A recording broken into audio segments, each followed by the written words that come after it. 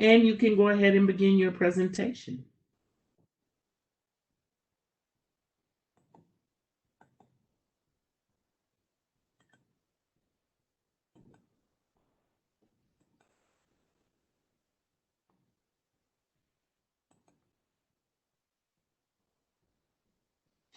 Pam, Sorry. that's okay. Hi, I'm Pamela Walker Smith, Project Coordinator in the Department of Procurement Services. One of my many responsibilities is to maintain and manage the iSupplier portal that is part of our eProcurement that consists of online bidding and the iSupplier portal, which we will go through in depth and in detail. Today, we will have an overview of the e-procurement process. And in that agenda, we will cover, again, the iSupplier portal, online bidding, how to register, how to view and submit a solicitation. And then at the end, as Jackie has mentioned, if you have any questions or even prior to the presentation ending, please ask your questions in the Q&A panel, and I'll be happy to answer all that I'm able to do. So eProcurement is the enhancement that began back in 2016 as in development. We went into full fruition of it in 2017. And it is our financial management procurement system, which we lovingly call FMPS, that is iOS is Oracle. And that applies the web technology to the acquisition of the city's goods and services. The iSupplier portal is your full service resource for vendors who are interested and or are currently doing business with the city. And to date, most of our contract types are now all e-procurement. You would remember, some of you who have done business with the city in the past, that all of our contracts were paper contracts. You come to the bid and bond room, the bids are open, envelopes and packages are opened and read in the bid and bond room. Well, now they're all prepared electronically. We do go through an electronic signature cycle. Contract is then packaged, posted onto the web. Bid is then opened electronically in our bid and bond room. Bids are read. And so now we strongly discourage submitting a paper bid to an electronic solicitation. Our contract types that are currently e-procurement are commodities and construction, small orders, and aviation. We are currently piloting some professional services, and hopefully this year, well, early next year, we'll begin with work services, vehicles, and heavy equipment as e-procurement. The City of Chicago, we implemented the iSupplier portal online e-procurement system for all purchasing activities. As a registered vendor, caveat for you vendors, is the iSupplier portal, where you are able to view and respond to bids and solicitations online. You are able to view your orders, payments, invoices that are past and present. You are able to update your company information, contracts, as far as contact names, addresses, phone number, and email. If you are currently, right now, an iSupplier portal vendor, I have one instruction to give you, please. When it comes to your contact names that are who we've noted as a contact person in the PO that you may have a contract with the city that is current and active, if you inactivate that contact name, that we have noted on our PO header and FMPS, that causes a major problem with payment to the vendor. So because you have that ability to update your contacts, you have the ability to add a contact name and give them access to the iSupplier portal. As well, you have the ability to inactivate a contact. And what I'm stating is that if you inactivate a contact that was named the contact person for a particular contract, if you have been awarded a contract and that particular individual was named the contact person and you inactivate that person, you'll now get a notice from the city that contact person, an email from the city that contact person has been inactivated, and that we need a contact name to now put for that PO that's in that we have in FMPS. So it causes a major problem, although you do have the ability to do that as well. Another one would be addresses. You can change your address, but you can also update your address. And I ask that you would update your address if you are no longer at the prior address that you see in your vendor record. Some of our vendors, or maybe most of our vendors, will add another address. And that's just totally unnecessary. If you have moved from a location and you have a new location, then you can update that current address field, those fields, you can update that.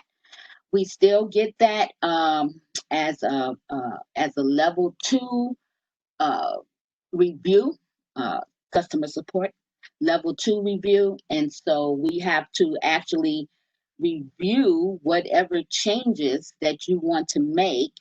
And we are also to ensure or attempt to notify the vendor to ask the question, are you moving? Did you move? Or are you actually at a second location? So that way we're trying not to clutter up the vendor record and the City of Chicago's vendor database. So those are two things that I would totally like to see happen, and it's not something that we regularly mention to our vendor community, because we're really just starting to notice some of the things that are happening, that it doesn't necessarily have to go that way. It's cleaner to just change your address in lieu of adding a new address, and it's advantageous and beneficial for the vendor to not inactivate a contact if they're no longer there, but to address that concern to maybe the specialists of the contract so that they can inform the clerical support staff what's happening with that contact name. So that's just something I want to put out there, because I generally don't. To assist vendors with transition to the iSupplier portal and online bidding process, we've developed a microsite. We call it the microsite. It is for eProcurement, and its website is your manual. I call it your holy grail to eProcurement, loaded with information. Being that we'll go through that, you'll see it as well. It's going to walk you through or give you PDF and or a video, your choice how you want to receive it, be a video or via PDF that you can read, of how to do everything that you need to do in iSupplier, everything. So, next, please. We want you to know that as an iSupplier vendor, that your information is secure, that the city, we take security very, very seriously. And our protocol is HTTPS, the same as banks and other, you're familiar with the HTTPS and the lock screen at the URL. We use that as well to ensure our vendors that your information is secure. Bid solicitation. They are not visible to employees or other vendors prior to the bid opening. Your bid is secure. When you submit your bid, no one else outside of the procurement specialist can see that bid. Next screen. For first-time vendor registration, login and registration. Existing vendors who have already done business with the city currently have a vendor number / supplier number with the city. You can request an invitation. With eProcurement and Oracle, FMPS, terminology changes. So you will hear me go back and forth between the verbiage of vendor and supplier. They're one and the same. Okay, so you know. As an existing vendor with the vendor number, you click on a request at an iSupplier, and that will give you an opportunity to request an iSupplier invitation. But what is occurring now, since conception, implementation of iSupplier, is we now have a support desk, customer support. So when you click on a request for an iSupplier invitation button, it will go directly to customer support, and that will go to a level 2, and level 2 will add whomever is the contact individual named on the request to the existing supplier record. So even if you do request an invitation to an iSupplier because you are an existing, I want you to know that it will go to our customer support. New vendors without an existing city vendor number, you must register as a new vendor. So you would select the new vendor registration button. Now, what is needed as a new vendor? Very important. Please attach a PDF, a .pdf of your W-9 or your FEIN tax ID certification. It is a requirement. If at registration, the clerical support team does not see a PDF of your W-9, you will get a notice from DPS that you must attach your W-9 before we can approve your registration. As well,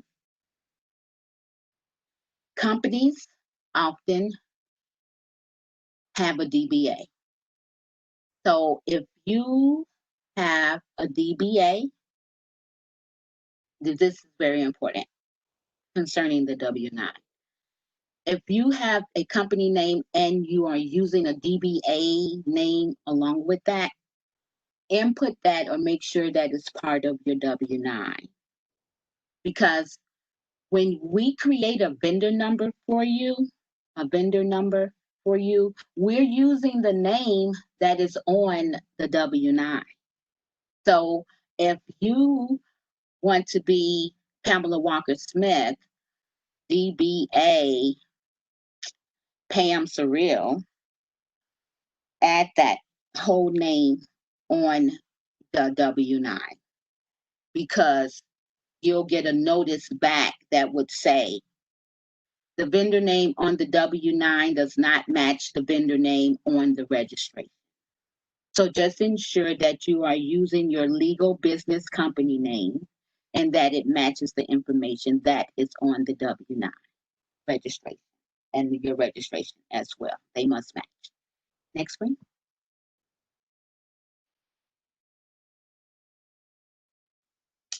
This page right here is a page of the eProcurement microsite, the iSupplier portal homepage. This is the page that I said is your holy grail, and it is your manual to how to do all things in eProcurement. The orange ribbon is your bestest friend, and your soulmate is the link that says online training material. Why do I say that? Because you may think your soulmate would be current bids and solicitation opportunities because you're looking to do business with the city. But it's actually online training materials, and we will go through that because that's where all the information is. That you call me to ask a question or you send a question to customer support, those answers can readily be found on the link that reads online training material. But again, this is our header page to the microsite, and the microsite is informing you that due to COVID, we're not doing a lot of things in house at City Hall, especially DPS.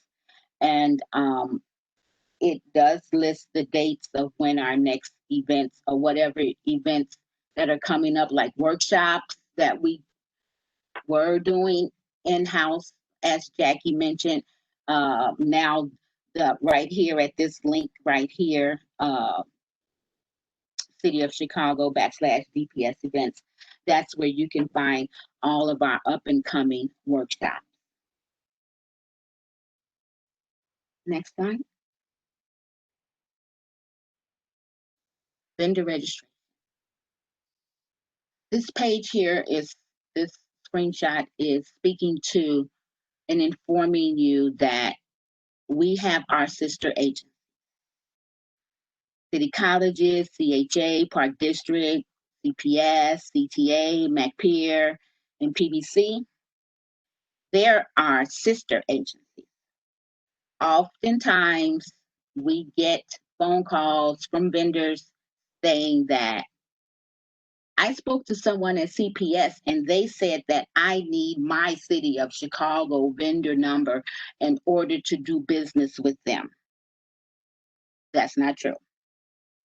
Each one of our sister agencies noted on the screenshot has their own procurement process, and we are not collaborating with any of them at this time.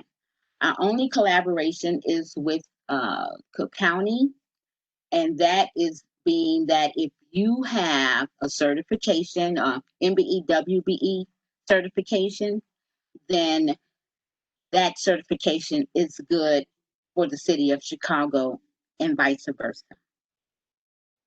But if you have a vendor number currently with city colleges or CHA or Park District or CPS, any one of our sister agencies noted here, that is good for only those entities. You would need a City of Chicago vendor number to do business with the city. Next slide, please.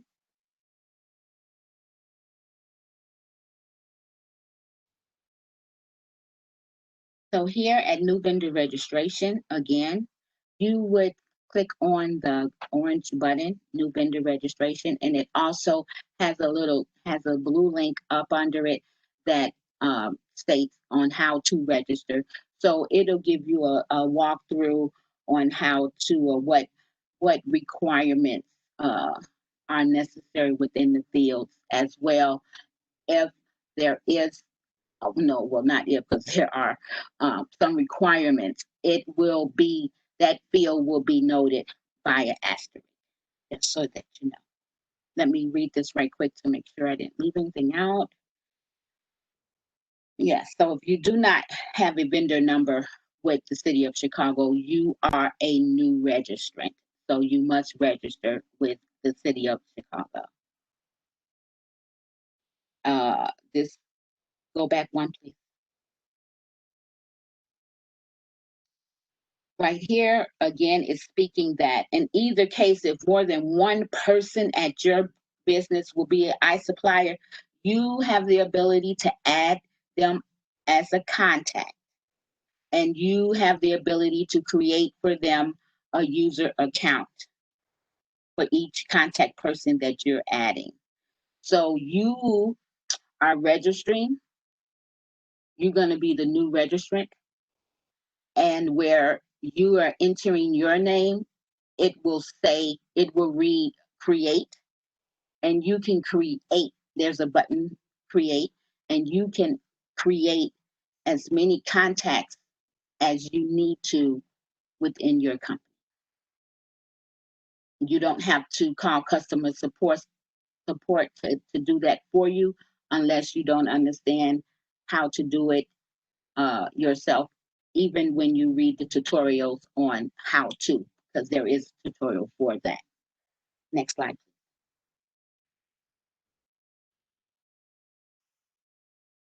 So also part of the orange ribbon is current bids and solicitation opportunities. On this slide, it's kind of full of information because that's exactly what we do, so it's all on one page, and I'll try to go through each one. eProcurement, bid, and solicitation opportunities on the orange ribbon. This is where you're going to select or view our electronic solicitations, and that is what we call an abstract. I don't know if you had that experience yet or not to do so, but our eProcurement bid and solicitation opportunities page will populate what we call an abstract. It is like a PDF of all of our current e-solicitations. If you haven't registered, we also provide a link there for you to register as well, where it says registration. Also, go back. So right here, we speak of the pre-bid and the pre-submittal conference attendees. That is to inform vendors or give the vendors an opportunity to know who else attended the pre-bid. Most of our electronic solicitations have a pre-submittal or pre-bid conference prior to bid opening. And that enables the vendor community to get to meet with the using department that is letting out the solicitation, the commodity that you're interested in, the engineers who work also alongside the using department, and our contract specialists who put the solicitation together. So it's just a conference with discussion of the proposals that are required, the detailed specification, and to answer any questions that you may have. So we highly recommend, and sometimes they are mandatory, that you attend a pre-bid conference. And it may get kind of crowded, or it may be so much information that you don't get an opportunity to talk to people. You will be able to view the attendees listing and know who was in the room with you.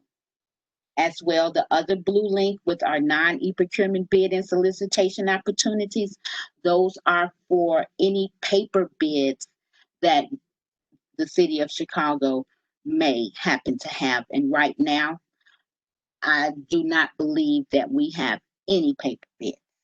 Okay, all bids are, especially since COVID, electronic. Next slide, please. So this page is the page of the current bid opportunities. And again, you have a registration page. You have a registration page if you need to register. And again, it says eProcurement bid opportunities page right here. This link right here is going to take you to our abstract page in the listing of our e-solicitations. This right here, paper bid opportunities. This allows you to download the bid opportunities listing. If you are signed up for DPS alerts, as Jackie mentioned, you get a weekly listing of our current bid opportunities every Monday. If you have not signed up for DPS alerts, we highly recommend that you do so. Next slide. This is just showing you that if you clicked on the blue link for the pre-bid and pre-submittal conference attendees, that this is where it's going to take you to this little page right here. And you can see all prior pre-bid and pre-submittal conferences up to our current year. Next slide. So what my attempt to do was to show you here in this slide, how do you see other items to include the pre-bid. When you go to the City of Chicago's website, down here, right through this path right here, you come to what we do. And you go to the arrow to the drop-down menu, you go to contract administration and just follow it. Here is our current bid opportunities, where you can find all awarded contracts, your bid tabulations when you have submitted a solicitation, contact information. Here is the pre-bid and pre-submittal conference attendees listing. Then when you click on that, you would also click on 2020 and see the pre-bid that you may have attended, as well as the takeout list. A lot of vendors are more interested in who, as well as who attended the pre-bid conference, but also who's taking out this solicitation that I'm interested in. So currently, right now, for an e-solicitation, that is a manual entry. Right now in F&PS Oracle, although you have entered your information into electronic solicitation, it is not populating over to the other software that handles the takeout list or manages and maintains the data in the takeout list. That's a manual entry. So give that probably maybe 24, maybe 48 to 72 hours before that takeout list is updated with the solicitation that you are interested in, because no one else can see your submittals. No one else can see, anything about the vendor other than this vendor was interested in that solicitation and they took it out. Not that they submitted a solicitation or anything, just that their hands touched it and they have to enter company name in the field. So you're able to see who else is interested in the same solicitation as you. And that's an advantage. Next slide. So at the takeout list, you can search here, takeout list. And so you get started online and then it'll bring you to this page. And in this example, we searched for Chicago United and we knew that there was something out there for Chicago United for search, and they've been doing business with the city for a very, very long time. And just for this example, we pulled up one. We pulled up one for Chicago United Industries. So it's just an example of how you want to how you can see what other vendors are interested in the same solicitation as you. They will be on the takeout list. Next slide.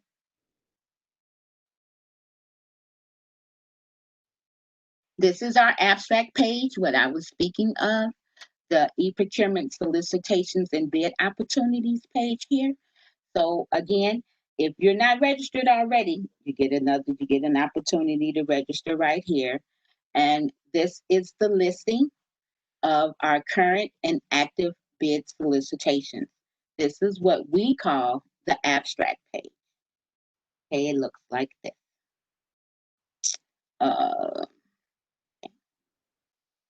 So from left to right, to read the abstract here, we know that its status is active. This is an active solicitation, being that it hasn't opened yet. So the department name is here. Who is the department that is letting out the contract? Buyer. What is the event? Event, terminology change, it means contract type. So this contract type is commodity. The solicitation number for this example is 6909. Your solicitation number is the same as the RFQ number. Okay, terminology change. So your RFQ number and your solicitation number are one and the same. The specification number, the solicitation title is always preceded by the specification number, always. Here is your date of advertisement, the date that the solicitation was advertised in the paper. The supplier response start date is the same date of advertisement. The supplier response due date is the date and time, 11 a.m., that the solicitation will be opened and read. And if it's an RFP, it is open and read at 4 o'clock. But this is a regular solicitation and it opens at 11. Deadline for questions are specific to the date provided. Any question that you have concerning the solicitation must be submitted by the date noted for deadline for questions. If it's the date after, it will not be accepted. So here you have a horizontal view, and here is a vertical view of the same information that's noted. And let me see. Back again, just make sure I didn't miss anything.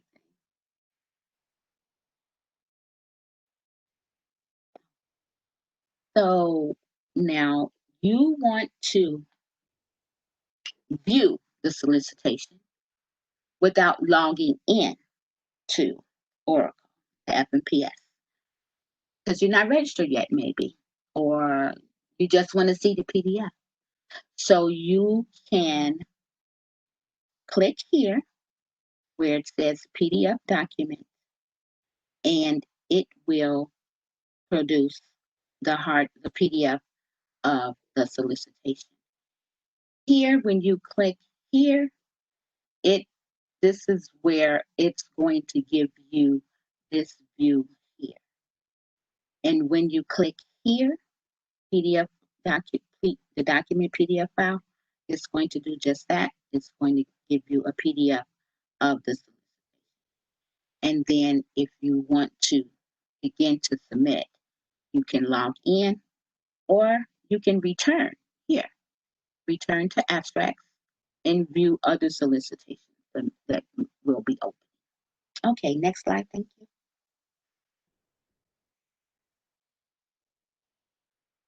So log in. Okay, so the first folder, okay. Once you've registered and you've logged into, once you've registered, you're going to receive your temporary password. Your username is going to always be your email address, and then you're going to receive a letter, an email from Workflow Mailer with your user ID name and your temporary password, and you will be directed to change that temporary password. i.e., we have more than one format letter, email notice that goes out to the vendor. If your password ends in a sentence, your password ends and behind it, that last alphabet is a period, do not add the period. Do not copy the period.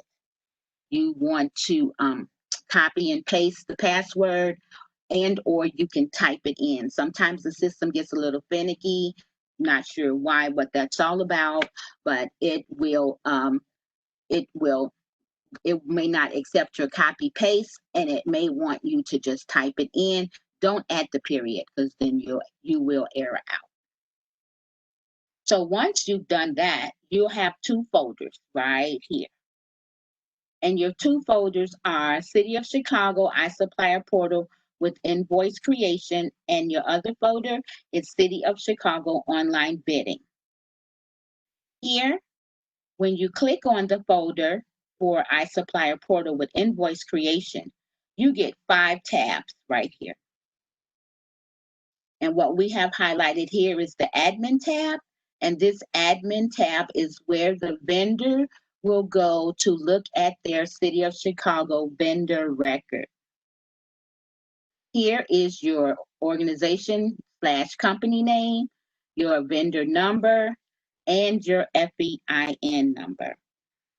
When you want to change your address or update an address, you come here to the left side and click on address book. When you want to add a contact, you come here to contact directory. Next slide.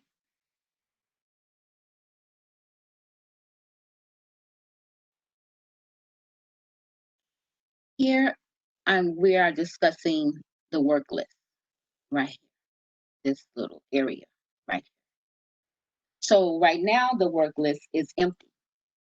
But as you begin to bid on solicitations or even have conversations with the specialists back and forth, that this area being your work list will begin to fill up. And it's advantageous for you to always be aware of the work list, be cognizant that there is some information here, because this is how you and the specialist will talk back to one another concerning the solicitation. I'm not sure if it's later on in this slide, so I'll mention it now. Never contact the department that's letting out the contract. Like in our example, it had fire department. Your dialogue is between yourself and the contract specialist in procurement who opened up the solicitation. Okay, so we discourage our vendors to talk to the using department, but to talk to the procurement services, to the contract administrator or specialist of that particular solicitation. Let me see what this is saying. Reading. Go back one right quick.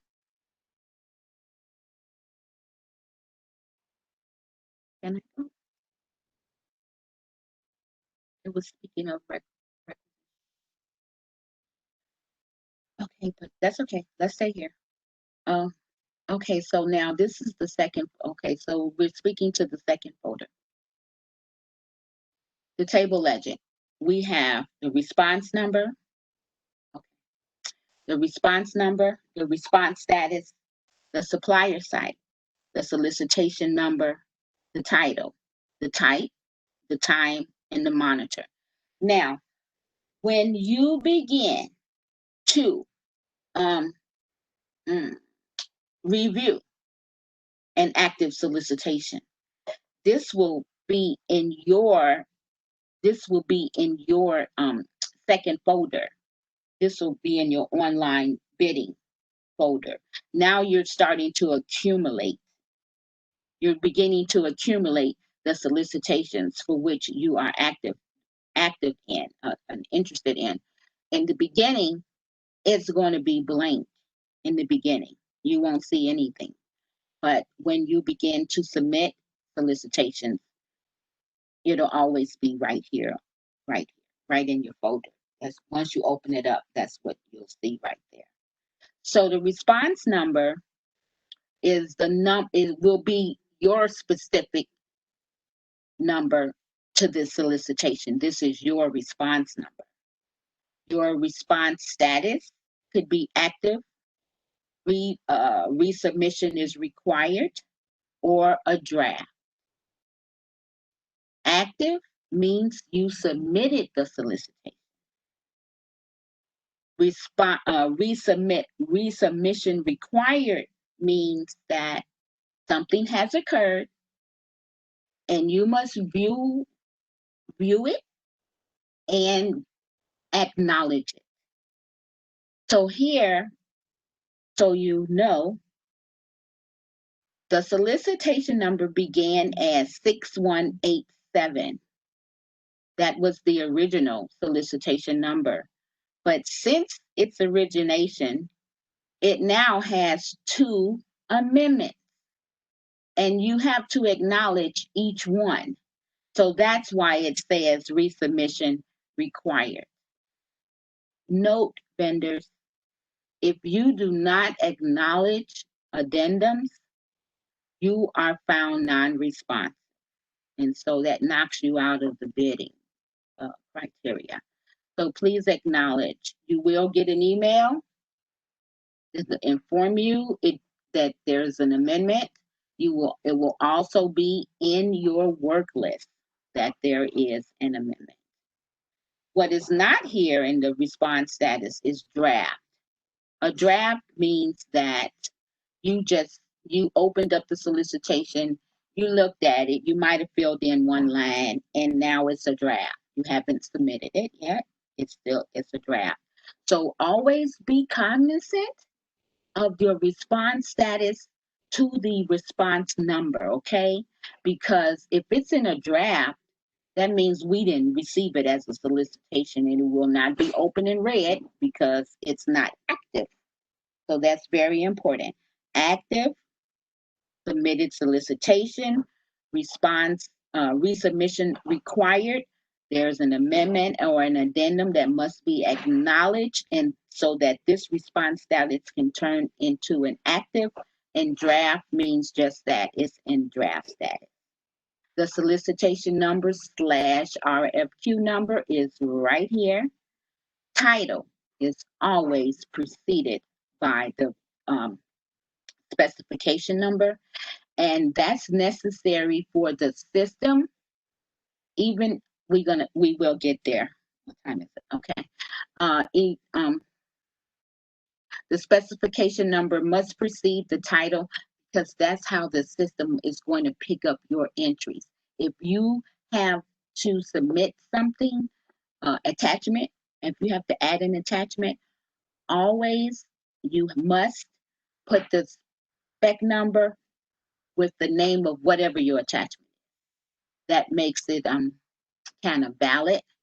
I'm not using the correct terminology for that, but you have to add the spec number to whatever you are submitting to the city so that it's part of your solicitation. If you don't, it's not part of your solicitation.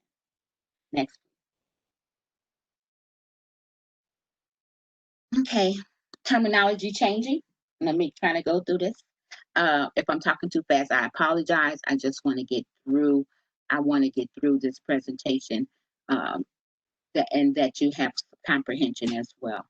So search open solicitation here. It's a drop-down menu. It reads title, number, contact, category, line, and event. The best search method is title or number. Title, name change, terminology change. That means the spec number. Okay, so your spec number, this is such a tiny print, but here where it's the spec number right here, you would put that up in title over here and hit go. It'll populate. Or you can select number. Number is your RFQ number / solicitation number here. You can put that number, you select number, put it in this field, hit go. It'll populate the solicitation there. So again, terminology change. Please note that title is spec and number is RFQ. Next slide.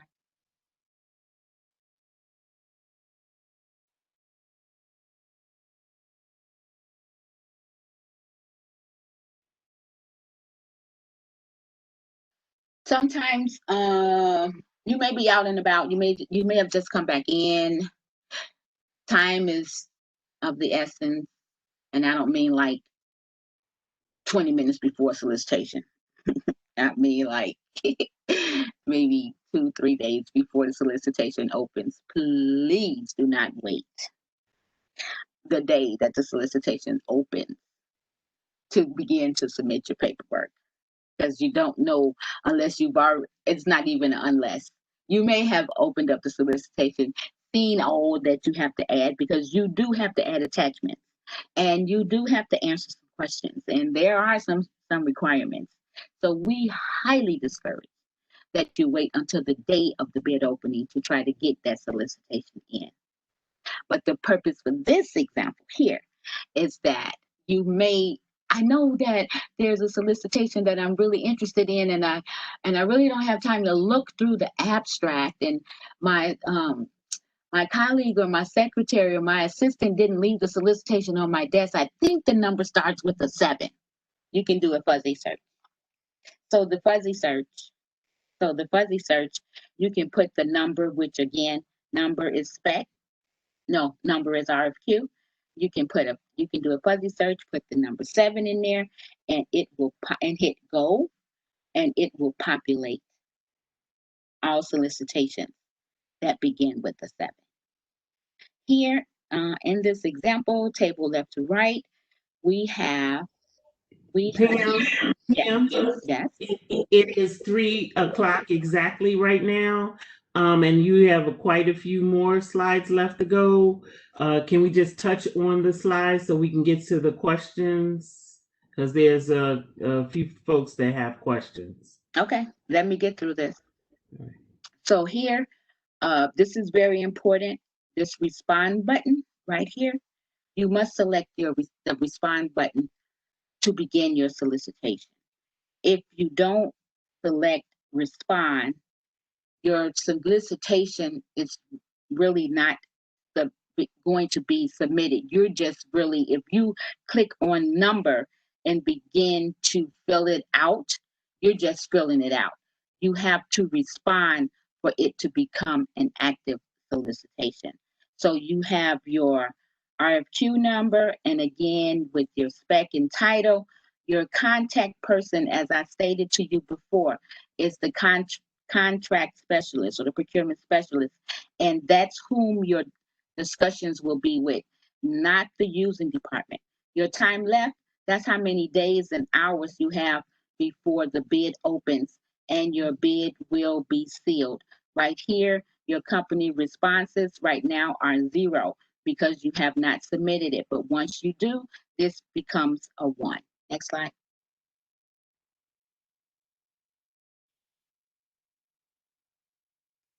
This is terms and conditions. So once you click on the solicitation, you have to acknowledge it, the terms and conditions. This paragraph just states that the city of Chicago takes no responsibility for the non-submission of your electronic solicitation. Anything can happen. There could be a glitch in a day. It could be a glitch at the time you're trying to hit send. So we have this disclaimer here. And so it's very important that you read it and that you acknowledge it by selecting the X right here and then hit accept. Next slide.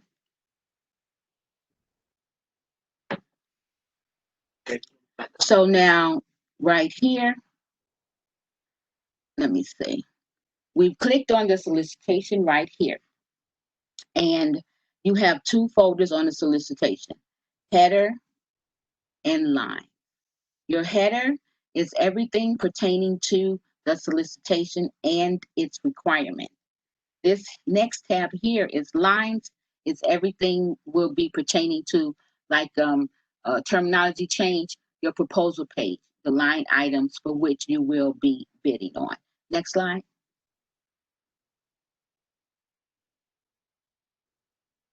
So on the header page, these boxes here must not be blank. 2 things. 1, enter the EDS number from your EDS certificate and attach the certificate. So again, there's an attachment, something that you have to do, and you must enter the EDS number here. You two things, guys. One, to register as a supplier, you must upload a .pdf of your W-9. To submit an electronic solicitation, you must upload an EDS certificate and you must add that number here. Those are requirements. Here are your yes/no questions. And so they're asking you, the solicitation document is asking you things over here, and you can have a yes, no to each and every one of them, and none can be blank. You'll get an error message if there's any blanks. Next slide.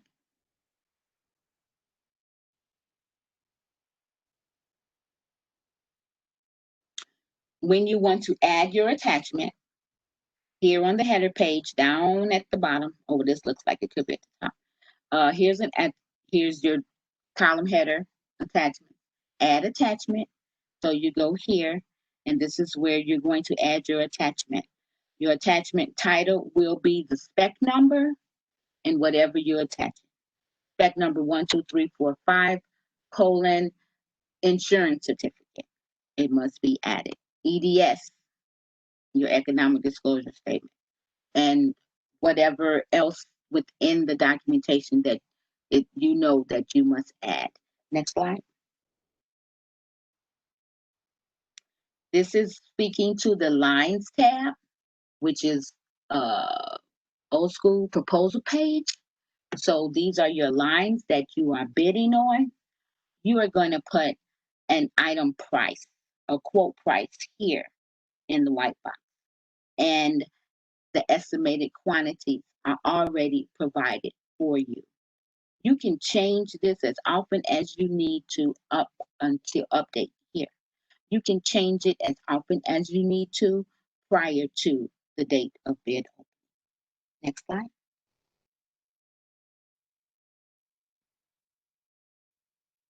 Here, confirmation. Your quote number is this number here for this RFQ number with the spec number and its title. Has been saved as a draft. You still get a number, but it's not a submission. It's not active. It is a draft. And so your response status would be draft, as we saw active and requires resubmission. It would then read draft in that area. Next slide.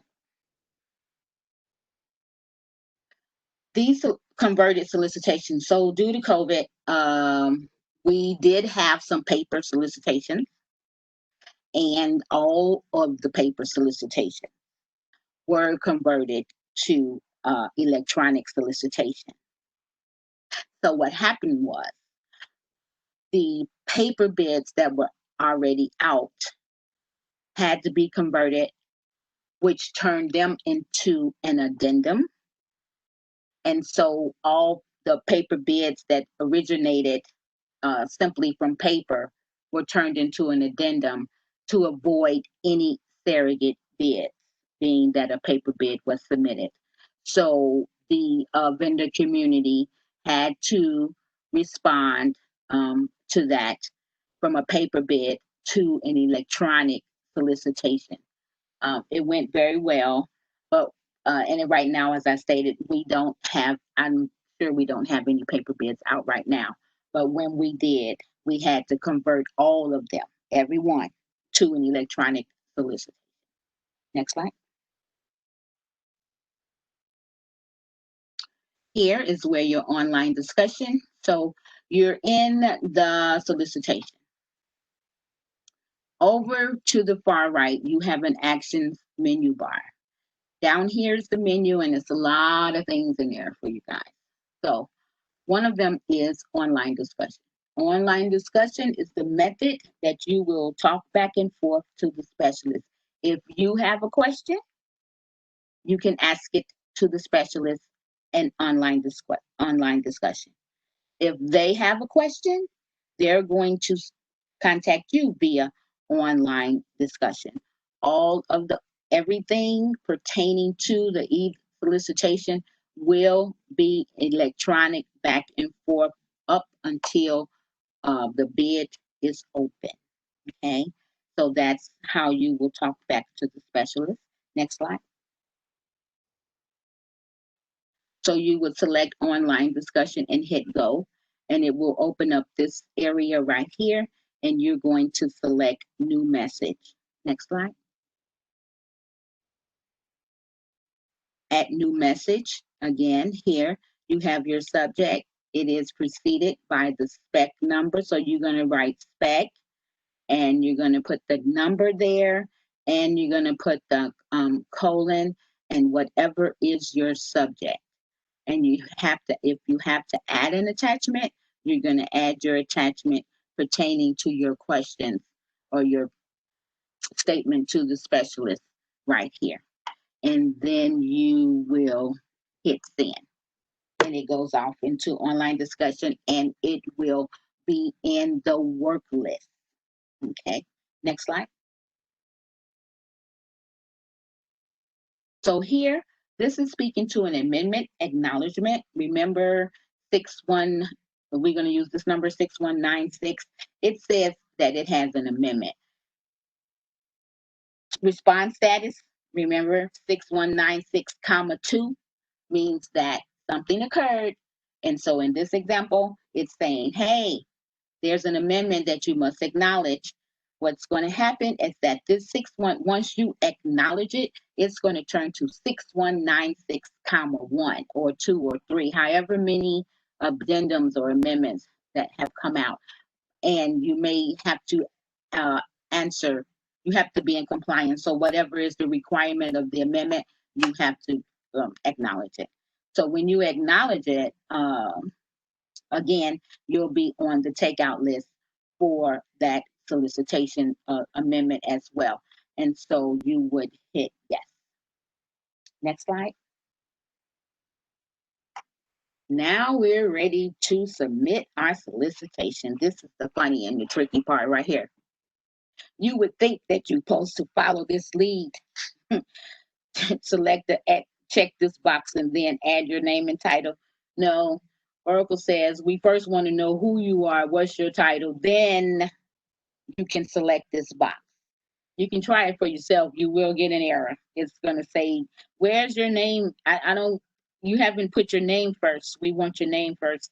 So your name and your title is first, and then you select the box. That will bring this submit button right here out of a shadow into a highlight. Excuse me. So that'll bring the submit button out of the shadow into a highlight, and then you will be able to submit. Next slide. What we have done for our vendor community to make our vendor community to feel comfortable and be assured that their electronic solicitation has been submitted, you will get a confirmation of submission to your active solicitation. It will come via email to you that your quote status will, okay, that's if you have an amendment, that your quote status will require, resubmission is required. But this is the notice here that you're going to receive when you submit an active quote. You will not receive this if it's in draft. You will receive it when it is active. Next slide. This is the Holy Grail, your online tutorial to online training material right here. It looks just like this. Yay, I love this part. This is all your help right here for real. So if you need it, it's right here. And so if you click on the link, you'll get a PDF.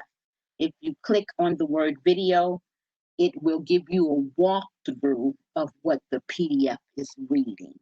Okay, so it's very intuitive. So guys, this ends my part of the presentation. I thank you so much for attending. I hope I've been a resource of help for you. And at this time, if you have any questions, please feel free.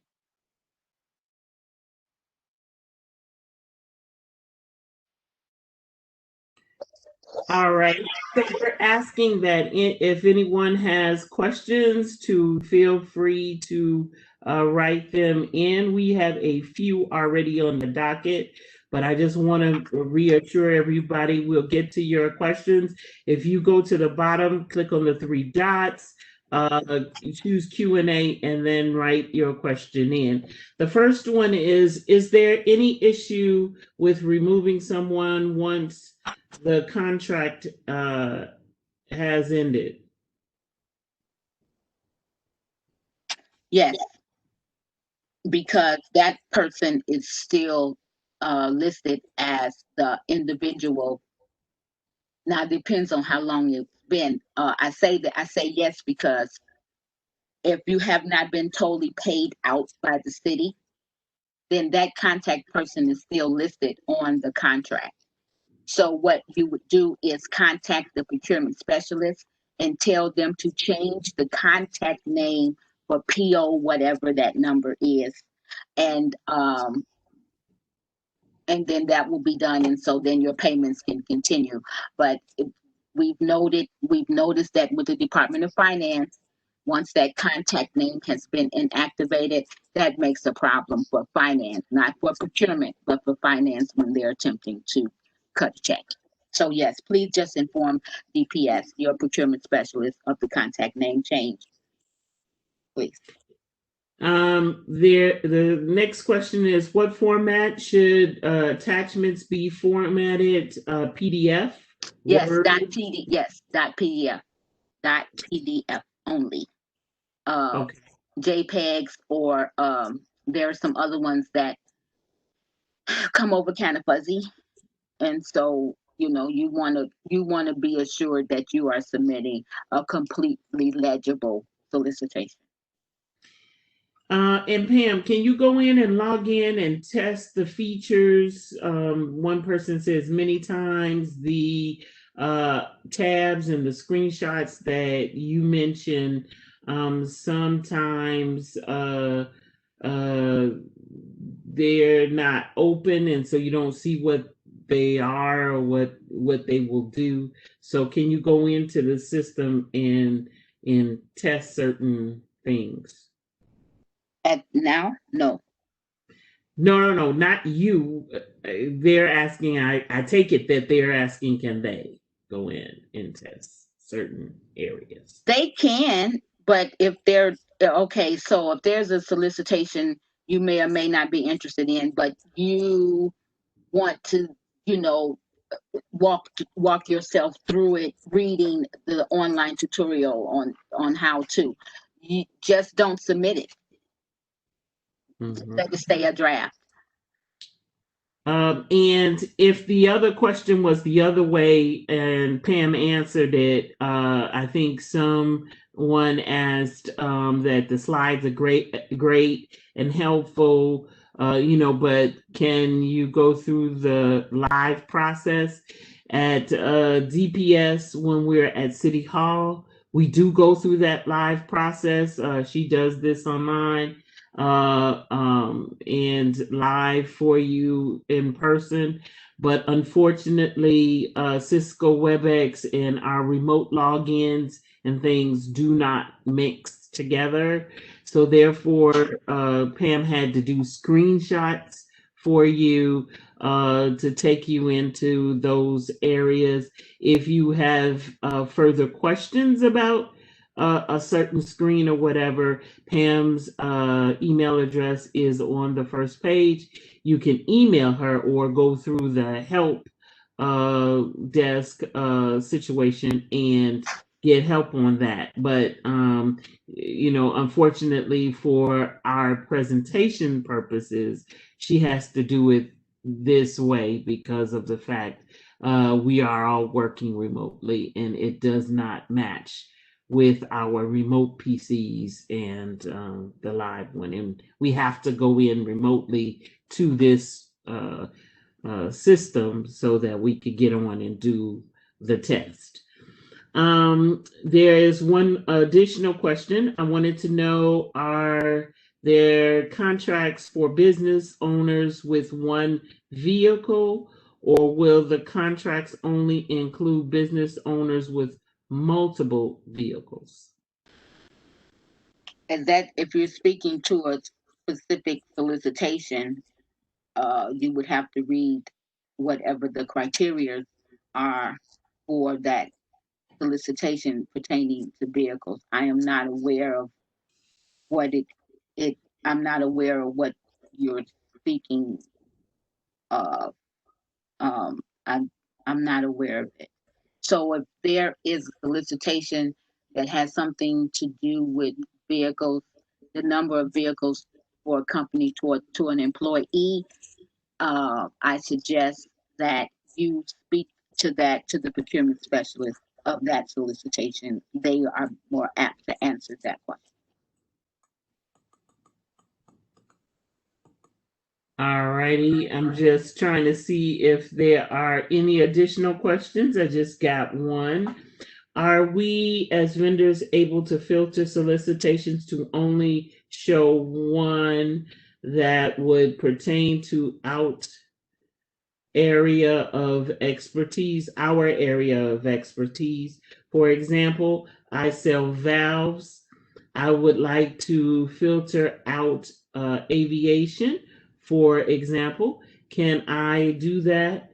Forgive me if you did address I did not understand.